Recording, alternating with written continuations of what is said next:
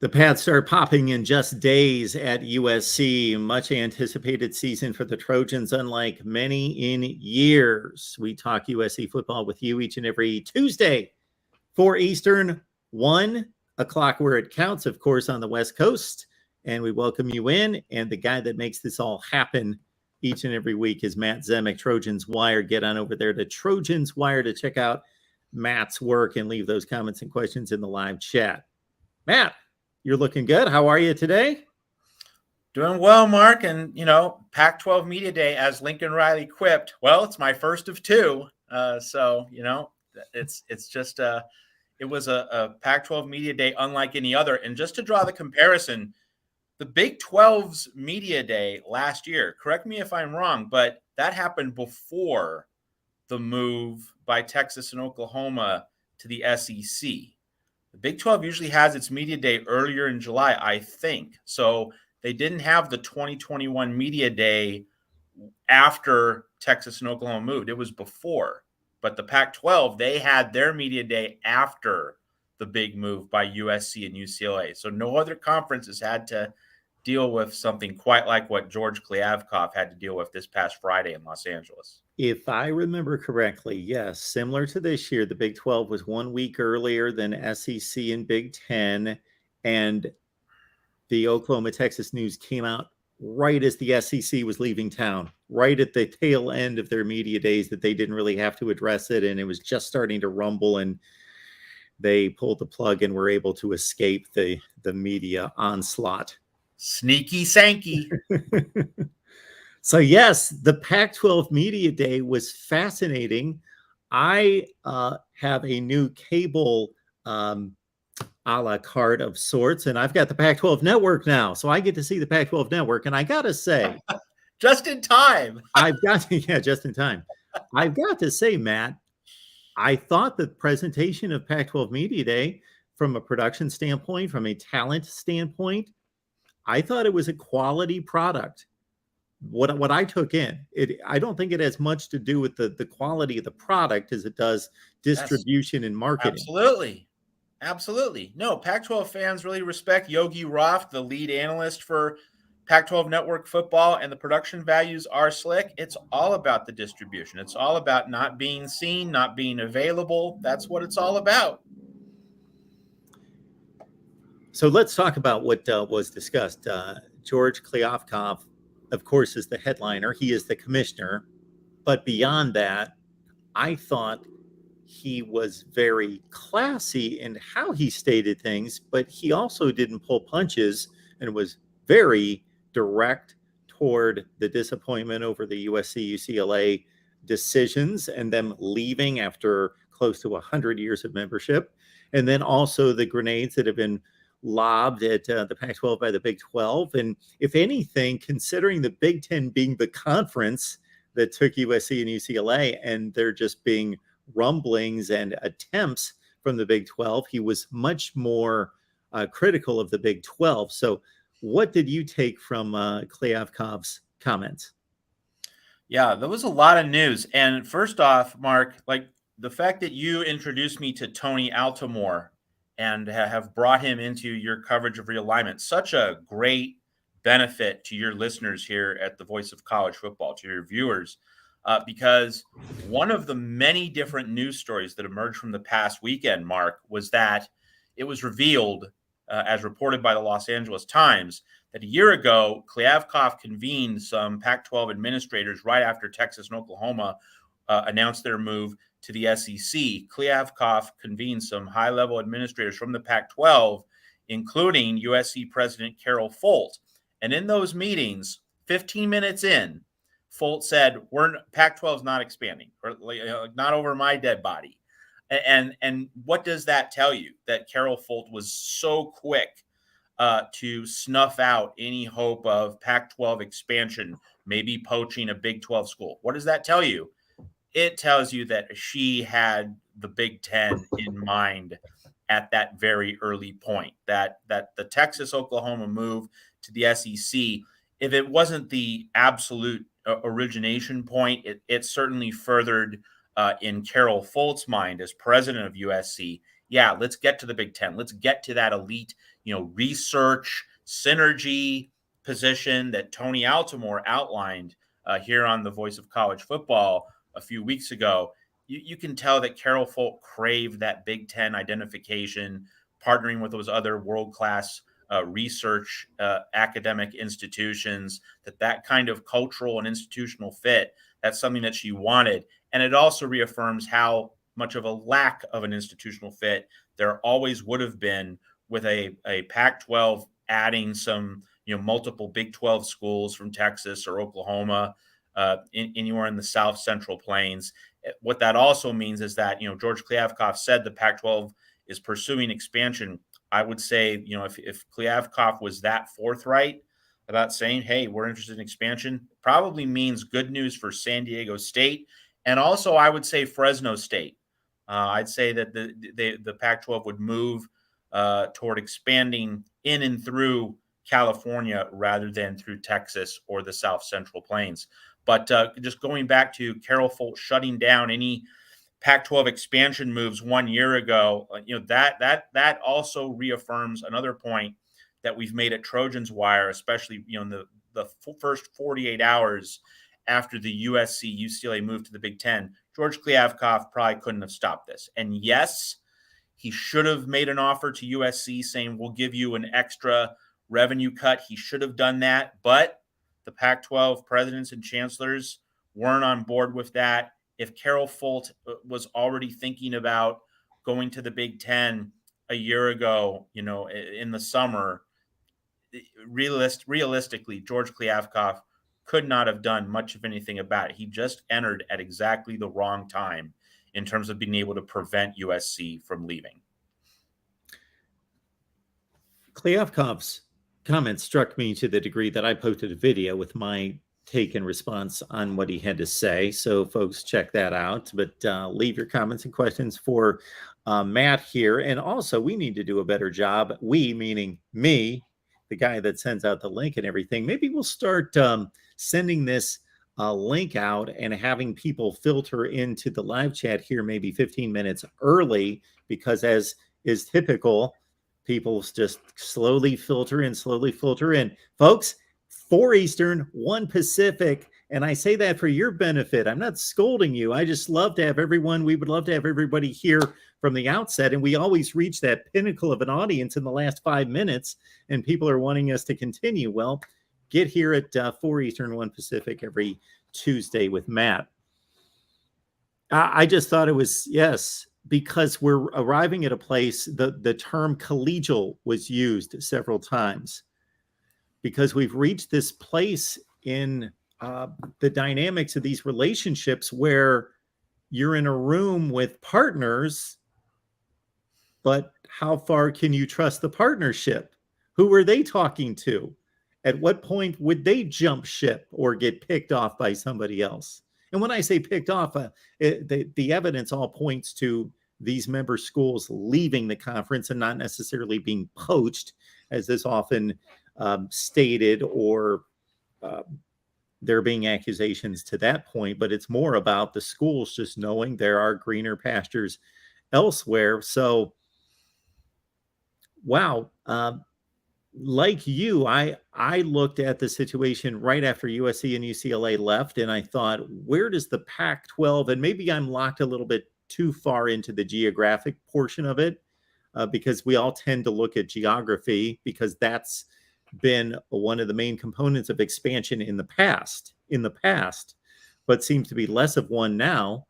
But to think, okay, the Pac-12's in a situation where how can they draw any formidable football schools? And of course, more goes into it than just football, but that's what we're focused on here. And the 2 schools that you just named, Fresno State and San Diego State, were the first 2 selections that I made based on the strength of the football programs, the media market, and relative strength, competent, strong academic institutions, and putting all that together. Yeah, well, John Wilner and the other experts who follow the Pac-12, like in terms of San Diego State's academics, like they weren't sold on that piece of the puzzle, just specifically in relationship to the Aztecs. But what has emerged with San Diego State is just having a foothold in Southern California, and giving all the other schools, all the other coaches in the geographic footprint of the conference a reason to travel down to Southern California. Like San Diego State, in an unexpected way, has become kind of a tent pole school for the Pac-12 in terms of, like, this is a school we have to gain. And one of the things that John Wilner has been mentioning about San Diego State in more recent weeks, not really the first week after the USC moved to the Big Ten, but more toward late July, as the conversation continued and as more behind the scenes chatter accumulated. What Wilner was saying is that the value of the Pac-12 adding San Diego State flows in part from just making a defensive play, making sure that the Big 12 does not get the Aztecs, that you prevent the Big 12 from getting that foothold in LA, much as the Big 10 now has a foothold in LA. So, we're just talking about owning the markets, owning the biggest markets at the top of the food chain. Well, so now you don't want the Big 12 to get its feet planted in Southern California. So you add San Diego State simply because, no, Big 12, you can't have that. You can't have the Aztecs.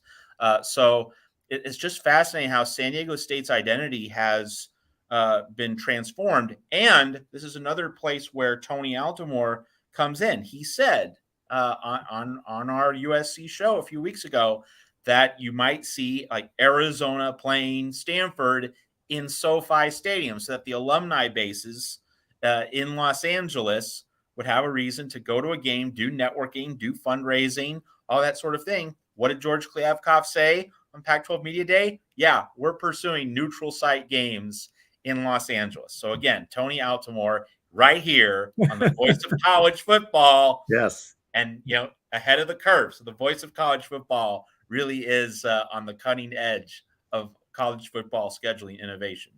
So you said so much there, Matt, that is extremely valid and valuable there. And so I'll take the last point. We've seen it in the past where, and it has a different component to it because of that void in Los Angeles, but where a conference will take maybe lesser games from lesser opponents that on the surface you would think, why is this being singled out as a neutral site game? Now we know the big ones, Georgia, Florida, Oklahoma, not talking about that level of play and those level of programs. But as Tony explained to us, don't focus on the 24,000 fans at the game in Yes. a 80,000 seat SoFi Stadium. Let's focus on the heavy hitters that are up top In the luxury suites. and Yes. the conversations and the deals that are being had there. That's right. And let's draw just quickly, let's draw the parallel to ESPN's expansion of the bowl schedule and the bowl franchises. ESPN could not care less about the 9,300 fans at the Bahamas Bowl. What matters is the television inventory. So, like, it's not just about selling tickets. It's not just about optics. It's about, well, first off, doing a business deal, but secondly, facilitating all sorts of circumstances and creating conditions where we can make more money and where people in positions of influence and leverage can continue to do that. So yeah, that would be the purpose of these neutral site Pac-12 games at SoFi Stadium. It's not for the raw ticket sales.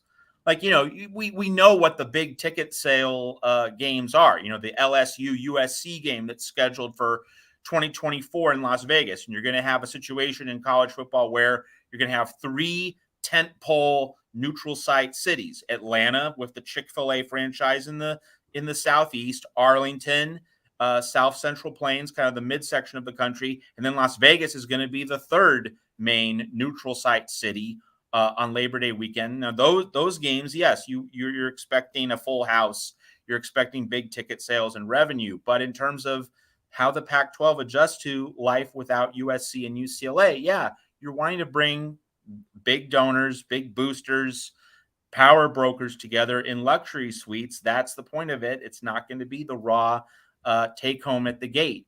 And like, I know Tony has gotten some pushback on that idea, scheduling the neutral site games in LA. I got some pushback after picking that story up at Trojans Wire. And, the point has to be made. Like, we're not, if we're taking away a home game from the University of Arizona, and zero disrespect intended, like I'm an Arizonan, I grew up in this state.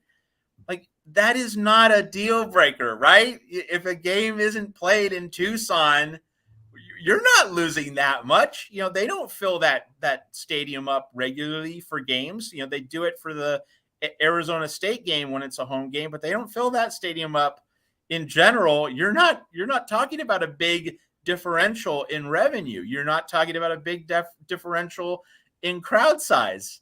So the value of having a gathering in Los Angeles, Pac-12 fan bases, I mean, certainly for the lower tier schools, if they're going to take away a home game from your school to put it in Los Angeles, the upside is definitely bigger than any downside that can emerge. Now, you're obviously not going to do it for like Oregon. You're not going to take away a game from the Ducks in Eugene where they fill Autzen Stadium all the time. But for like in Arizona, for a Colorado, you want that presence in Los Angeles. You want that reason to be able to recruit in Southern California. So, and especially with USC not playing you every week, you got to look at the bigger picture. And that, again, that's why I'm just so impressed by Tony Altomore and what he had to say. And clearly, like, he had his finger on the pulse of what the Pac-12 was going to do. Yeah, and so just to put a capper on the San Diego State aspect of this and what the benefits are to both sides before we get back to a USC angle, this being a USC show, and of course the Pac-12 no longer connected to USC in 2 years. So yes, you're preemptive in you gobble up the San Diego market, you keep the Big 12's paws off of it, and you keep them far, far away. In addition to that, I don't know. I'm just going to take a guess. I'm not saying that I know what this impact would be, but I tend to look at the market size, but then the market size and the population and the TV viewers in light of whether there's an NFL franchise there. Because obviously, if the Seattle Seahawks went defunct tomorrow, the Washington Huskies would benefit greatly from that. So with San Diego State, obviously the Chargers have left San Diego. They're still close by, but they have left San Diego. There is a bit of a void there, and maybe some people might be a little bit more interested that consider themselves true San Diegoans, if that's a term. San Diegans, I think. San Diegans to say, I'm not rooting for an NFL team in Los Angeles, and maybe they're kind of big time football minded, thinking San Diego State, big deal, Mountain West, but San Diego State, Pac-12, maybe I get interested in this team. Oh, no question. I mean, San Diego State fans, if the Aztecs join the Pac-12, they're going to be all in for that. And as you very clearly alluded to, the fact that San Diego did have the Chargers taken away, that was obviously a wound to the city's morale, and the fact that Chargers, were vigorously and well supported for a long time, but the Spanoses, wanted to be greedy, as so many NFL ownership groups tend to be. So having San Diego State ascend to the Pac-12, like, that would reinforce in San Diego, hey, we're big league again. And of course, what happened today? Juan Soto goes to the Padres. So, like, there's a surge in the mood in San Diego, and San Diego State joining the Pac-12, like, that would not be a minor thing. That would be a really, really big deal. Capital BD in the city of San Diego. So that's not to be underestimated. All right. Getting back to USC and UCLA, and obviously this is a Trojan show, but UCLA factors into this conversation as well on this front. George Kliavkoff, and I wish I had my notes in front of me because I'm kind of losing exactly how it was stated. Yeah. But he talked about the two schools already regretting the move to the Big Ten. So is there any substance to that whatsoever, do you think? Yeah, well, let's be very clear. There is zero regret on the USC side. None, zero. That is done. It's all on the UCLA side because UCLA is part of the University of California system, and the Bruins are entangled in this UC Board of Regents drama. And so Kliavkoff publicly saying that UCLA is in a very, quote, very difficult position, unquote. What does that tell you? It tells you that the UC Board of Regents, which might have just been posturing, might have just been engaging in tough guy talk in front of the camera, but then, behind closed doors, wouldn't have any appetite to really fight UCLA on the way out to the Big Ten. Well, it seems as though it's more than just posturing. And this doesn't mean that the move to the Big Ten is going to be blocked. That's not going to happen. UCLA is going to be able to do that, period, regardless. But the UC Board of Regents does seem very clear. If Kliavkoff was willing to say this in public, it means that the UC Board of Regents is going to make the exit painful. Litigation, maybe requiring UCLA to pay a lot of money to subsidize Cal Berkeley and the Golden Bears athletic football program. So the willingness, the appetite to make UCLA suffer on its way out the door, that was a central question heading into Pac-12 Media Day. And we were walking out of Pac-12 Media Day with a very clear answer. Yes, the powers that be in the UC system do seem very intent on telling UCLA, yeah, you're gone to the Big Ten. We can't stop that, but we can certainly make you suffer. We can certainly drag you through the process.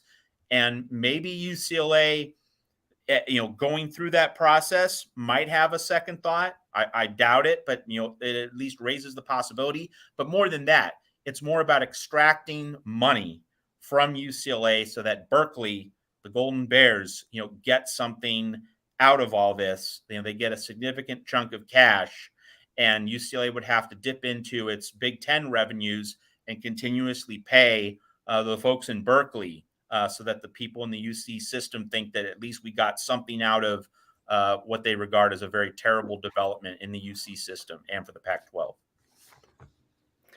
So USC and UCLA jump to the Big Ten, so everybody understand that the revenue sharing is not automatic. Just because you join a conference does not mean that they're all under the same conditions. It's just like getting a job. You may get the same job at the same company I did, but you were able to better negotiate your contract than I was. So you're going to make $100,000 a year, and I'm going to make $92,000 a year, or whatever.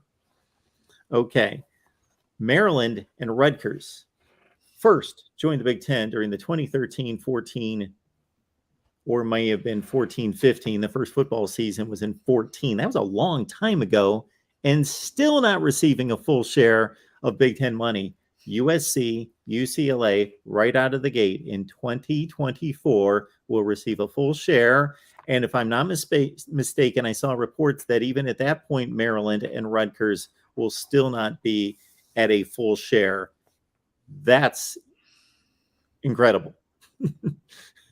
It's incredible, but it's certainly, I think, savvy business on the part of the Big Ten. That why we all know why the Big Ten brought Maryland and Rutgers into the conference. It was for those cable subscriptions in Washington D.C., in New York, getting a foothold into those markets and getting a lot of cable subscriptions.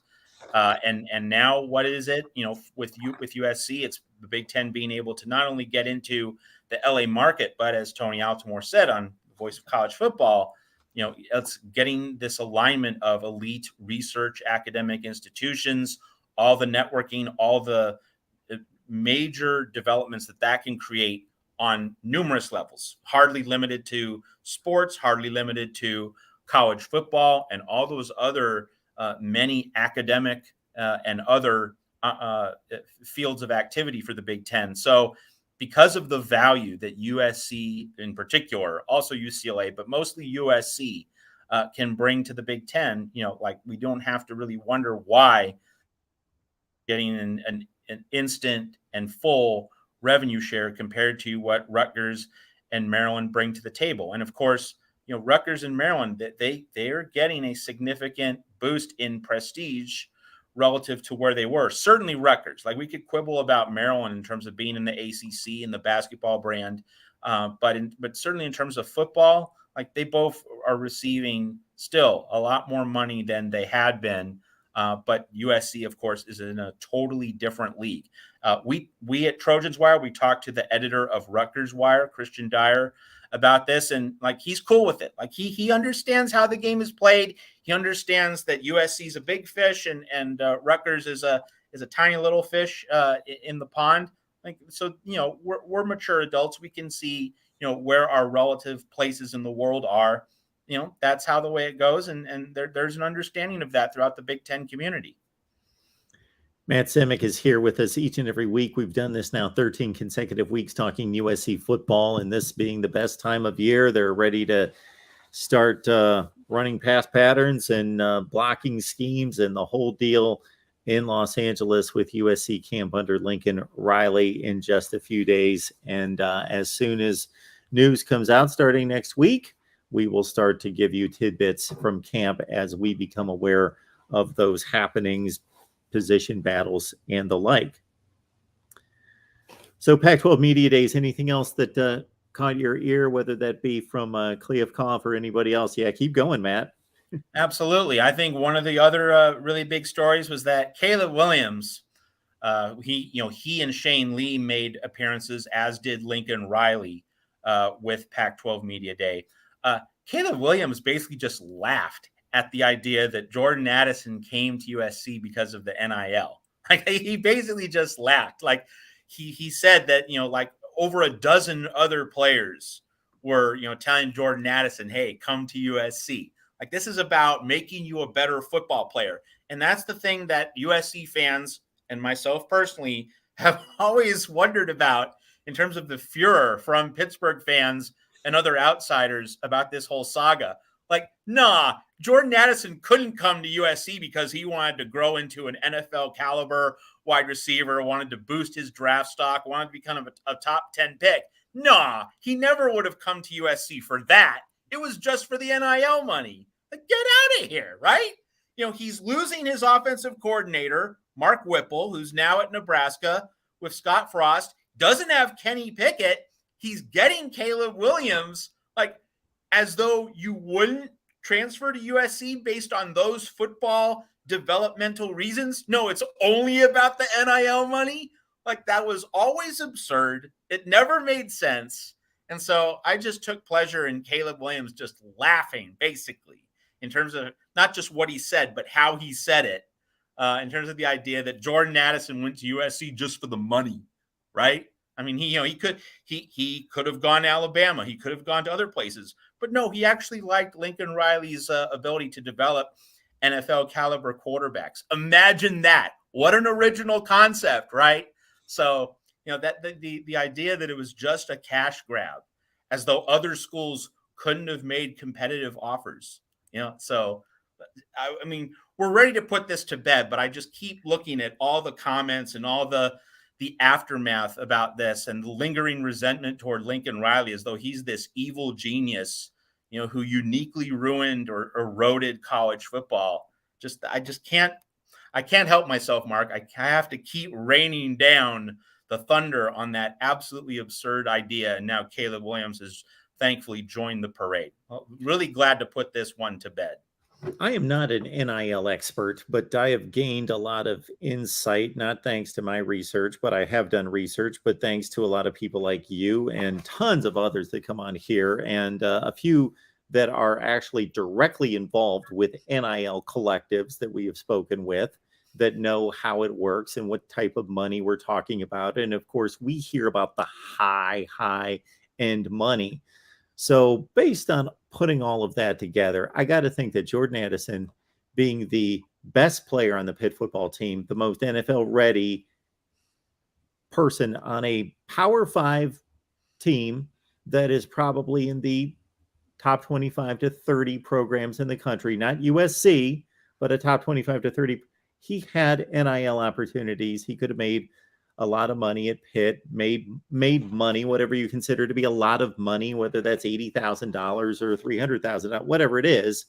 But it seems like a lot of players in his position are weighing the NIL aspect of it, but they're also being either by their own wisdom or being coached in such a way to know this is this is nice, but let's keep our eye on the prize. It's developing your playing skills, your career, and surrounding you with those type of players as well to get you to a first round of the NFL and not a fourth round of the NFL draft, because that sets up the first contract, which sets up the second contract, and is worth so much more money to you. Yeah, and it's such a basic thing. Don't you want to be surrounded by the people who are going to put you in the best position to succeed? Like, really, that's it. Like, there's not a lot more that needs to be said about that. You want Caleb Williams throwing you the ball. You want Lincoln Riley calling plays, but more than that, teaching you finer points of how to play your position. Like, you want that, and you're going to get a much better football education, or setting aside academic education, at USC than at Pitt. So that's it. Like, that, we don't have to overcomplicate this. And it's really just hilarious how people thought, well, only USC could offer these gobs of money, like no other program could. Get out of here.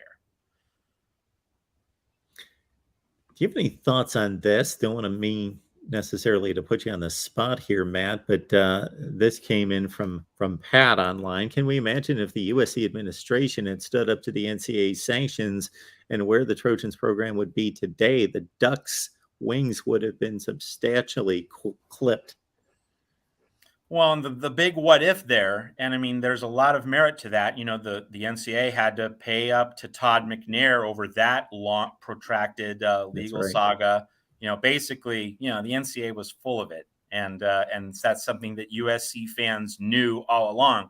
But the great what if is, you know, we didn't have Pete Carroll against Chip Kelly.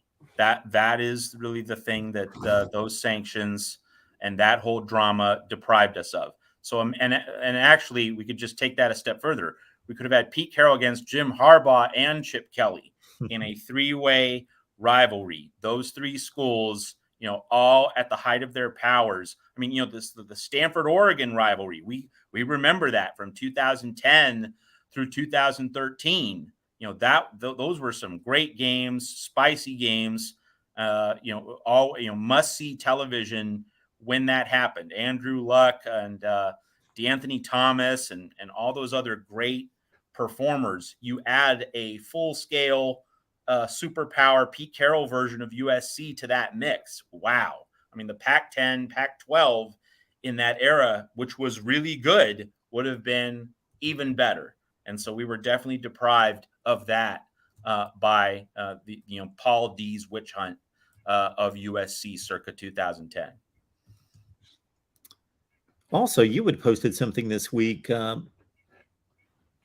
an extension of the Riley Files. And again, if anybody missed last week's live show here with Matt, we dove into the 5th episode of the Riley Files, which is a 12-part series that is offered there. You can see on Trojans Wire, and I'll let Matt be more specific about where is the best and easiest way to find it. But the next episode is looking into the recruiting process and Lincoln Riley's efforts there. So can you provide us with a little bit more there, Matt? Well, we reviewed Lincoln Riley's recruiting track record in the most recent episode of the Riley Files, episode 7. We released it over the weekend. We put a little post on it today, Tuesday. But just our Oklahoma insider went through the swings and misses that Riley had, also the great successes that Riley had.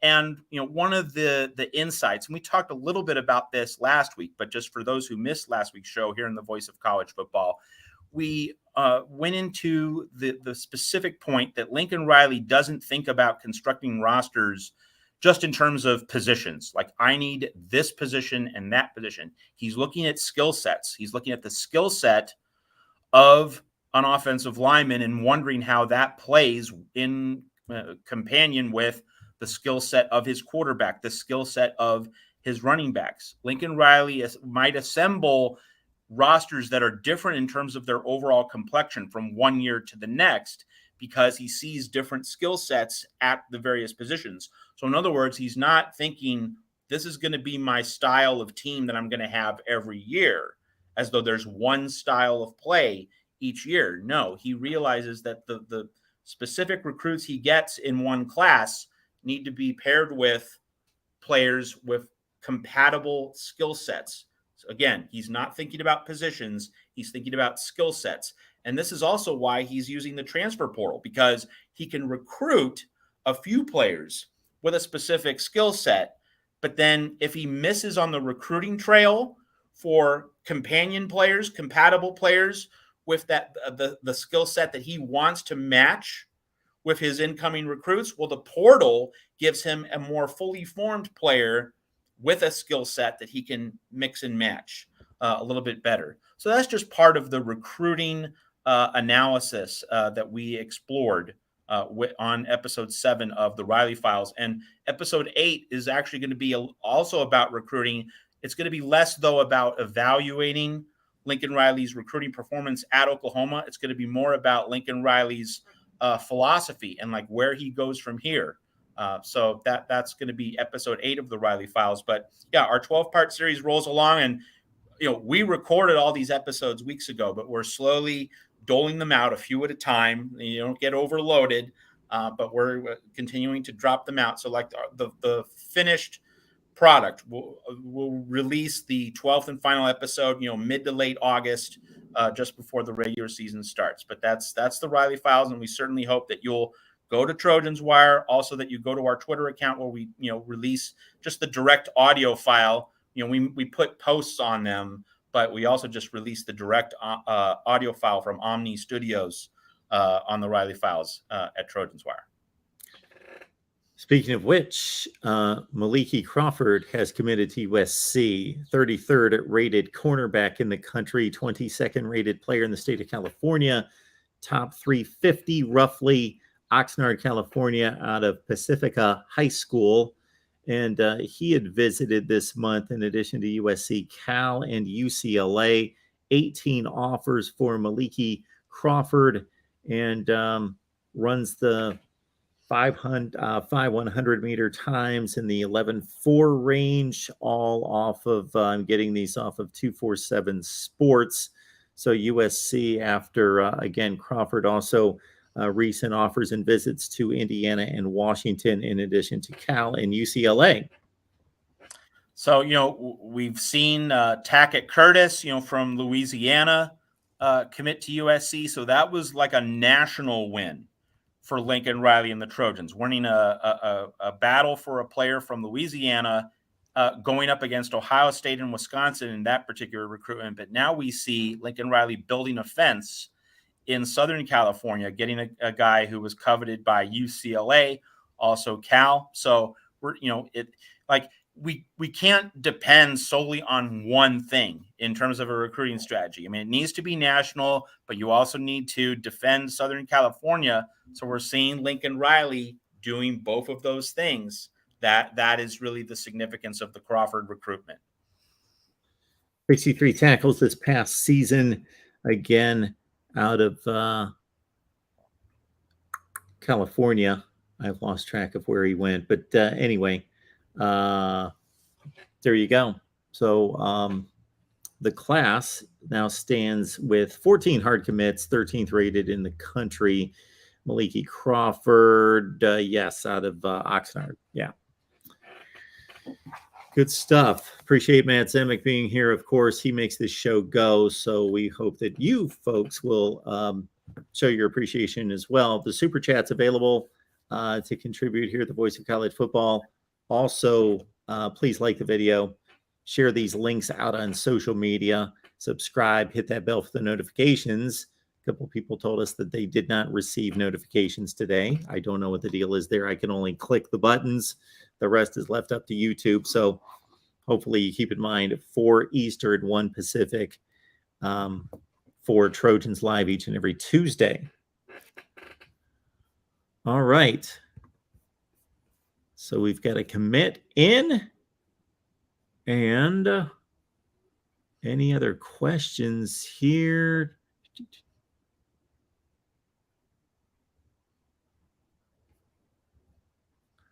So Matt, as you review personnel for this team expectations. What would be your position that you were the most intrigued by with fall camp just a few days away?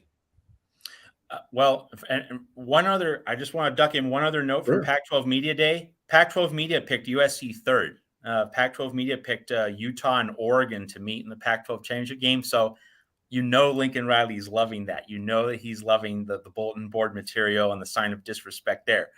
And so as we prepare for the start of USC camp, it remains the defensive line, because if you've been listening to me, folks, here on the Voice of College Football, on these live shows and my other appearances here with Mark, that I think the Oregon State game really is kind of the linchpin. It's the centerpiece game of the season. Obviously not, the big celebrated showdown that the Notre Dame game is, or the big bright lights moment that the Utah game is.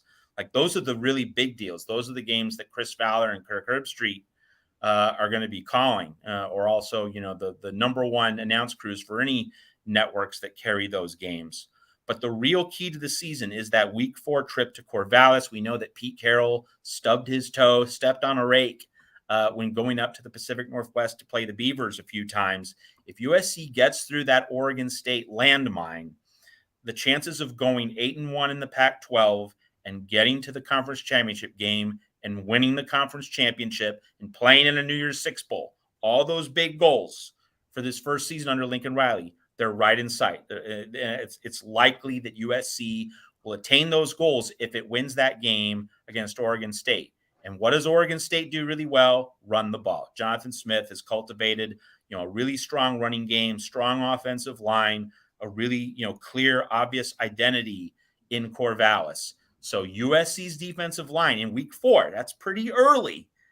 How much will Fresno State in week 3 and Stanford in week 2 really prepare that USC defensive line for what Oregon State's going to bring to the table? Getting development along the defensive front, getting enough bodies and getting enough quality.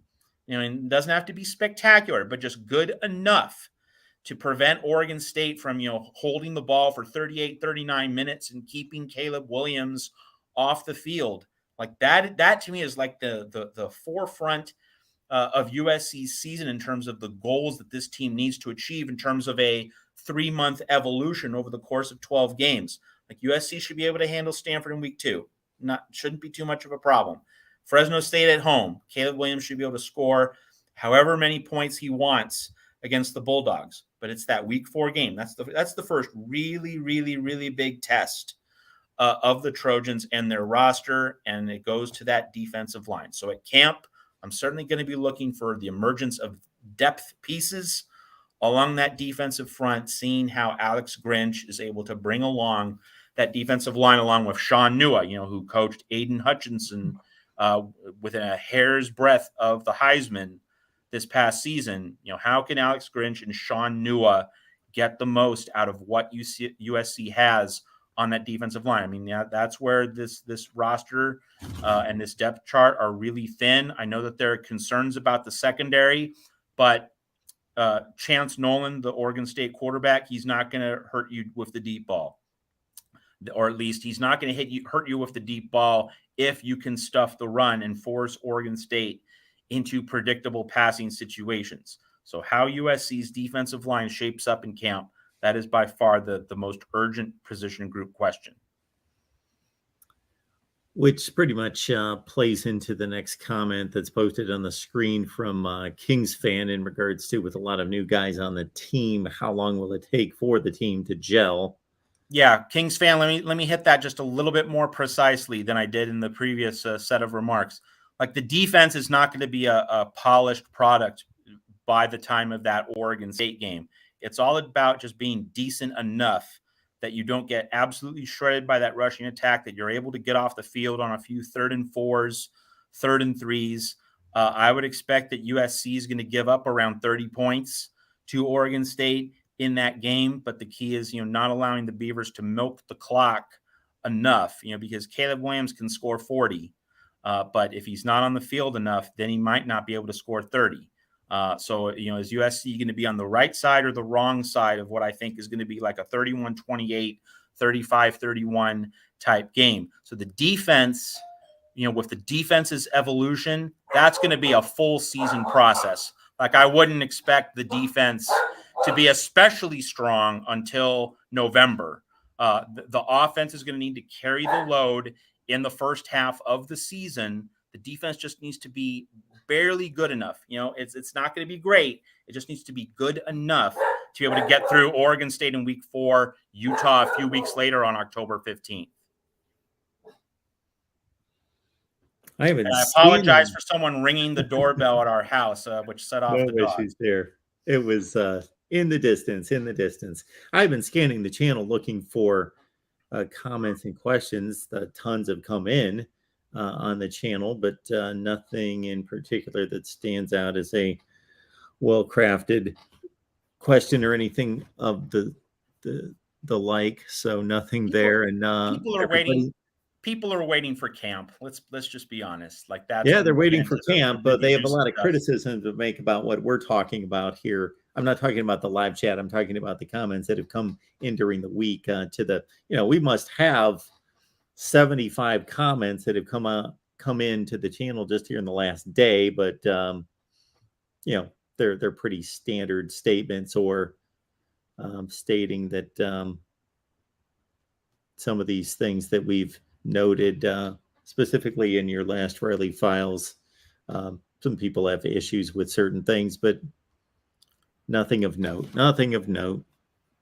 One thing that was hilarious in terms of just the past week at Trojans Wire, monitoring our social media feedback and insights, like one post connected to the Riley files was that, Caleb Williams chose wisely to go to USC.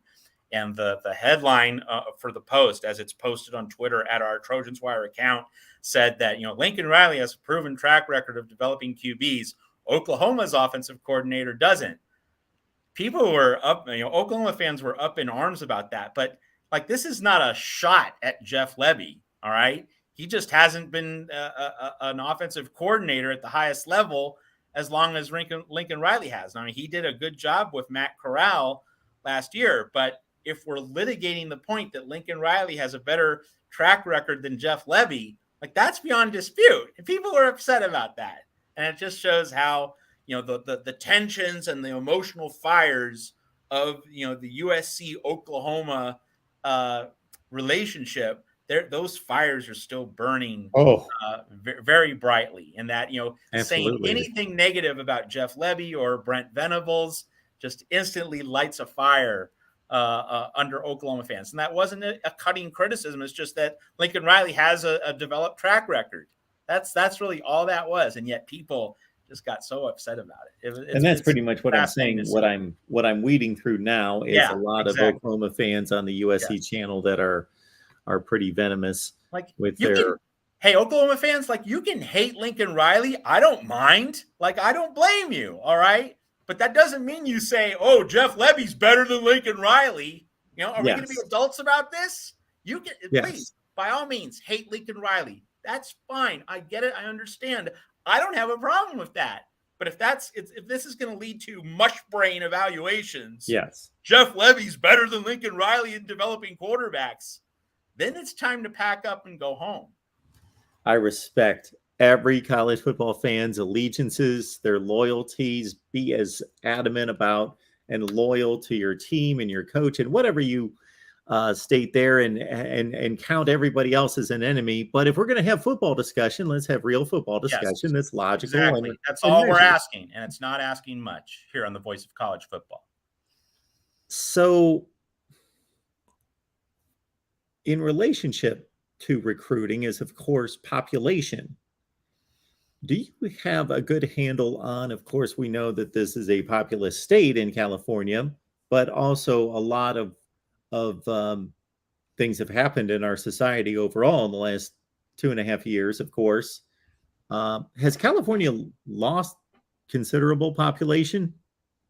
Some. I mean, I'm here in Arizona, and there have been plenty of Californians who have come to Arizona to get out of the tax structure and other parts of everyday life in California. So that's one thing. I also used to live in Seattle, and you'd get certainly a lot of people going from California up to the Pacific Northwest, also to find, what is a more agreeable life and logistical situation. So yeah, I mean, there's been some degree of an exodus from California, people who are upset at various things in the state. So like that's a real thing. But Arizona has definitely been one of the states to get a larger population as a result of that. That's another thing that was talked about on Pac-12 Media Day, Mark, that, Jed Fish down in Tucson, coaches at Colorado, other programs, like they were all asked, like, how are you going to recruit California with USC and UCLA out of the picture? Like that is, how those coaches at those schools seize opportunities with USC and UCLA in the Big Ten. Like that's going to be a key determinant of how those schools are able to stock their rosters and remain competitive in the new look Pac-12. Tim has posted some population figures. I've found a few things here. So I've got to think that not even during its height of growth, but consistently, California has probably been in the 2% to 3% growth range, I would think, per year. But this past year, I should say, according to this post, California's population dropped by 117,000 residents last year in 21. And so I got to think that that's the first time that that's happened in forever, or maybe it probably is the first time it's ever happened where the population of the state has actually dropped. I would imagine so. I mean, remember that I'm not to talk politics, but just to use a reference point in terms of population. The Electoral College is allocated in terms of the population of each state. So Arizona keeps growing in terms of its electoral vote count, and so that's a tangible measure and reflection of increase in population. Like that's coming from California. Like people aren't leaving Texas to come to Arizona because the culture, culturally and otherwise, like why would you leave for Arizona if you're in Texas? Leaving one red state for another. And again, not making any political evaluations here, just in terms of this is more like sociology and, life choices and personal culture. So the California to Arizona, it's that is one of the migratory patterns. And so, as Arizona's population keeps rising, that's the kind of thing to keep in mind here. Tim Prangley, one of our best viewers here on the Voice of College Football, mentions that Los Angeles's population has slightly increased. Well, I mean, in terms of LA Metro, that's where you're probably not going to see as many people who are culturally inclined to want to leave for Arizona or Seattle. It would probably be in the suburbs, in terms of other areas that might tint a little more red, might culturally identify differently. So that's a somewhat speculative point, but I think part of the larger discussion in terms of where the migration out of California to Arizona is coming from. That also has to be taken in light of the population increase in the country. So when he states that there's an increase, you can't just take that as, well, this is a good thing that there is a population increase. When the population increase is 0.1% compared to 2 to 3% across the landscape of the entire country, that tells me that Los Angeles has grown in larger leaps and bounds previously than it is now. That could be, and the larger underlying thrust of your point is that we see the numbers on the surface, but what are the underlying dynamics? And without getting too deep into the weeds, that there's a lot of nuances to that conversation. And all this for our discussion, of course, leads back to the impact on football. And for me, the impact on football is that while California continues to be a tremendous resource for high school football talent, and I can't emphasize that enough, I don't think it has the impact that it did 10 years ago.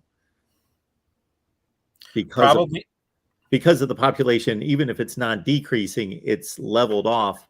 Whereas Georgia's exploding in population. Georgia's going to have more population than New York, which would have been unheard of 20 years ago.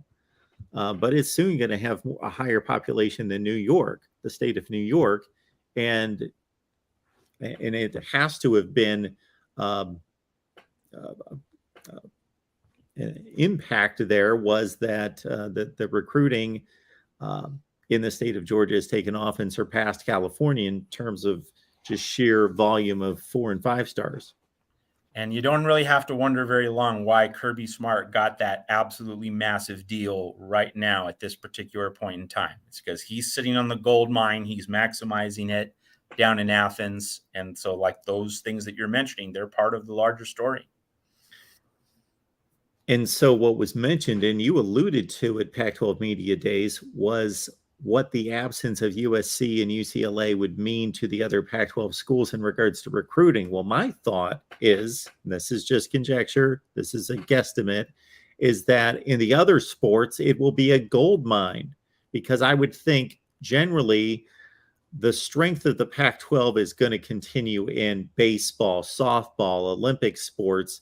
Therefore, that void is going to be filled mostly by going to other Pac-12 schools that they're going to benefit. But in football, maybe there's going to be a collection of mid 3 stars that see the opportunities at Washington State, Colorado, and other schools in the Pac-12. But in regards to those guys that can play just about anywhere, I think that's going to severely hurt the Pac-12.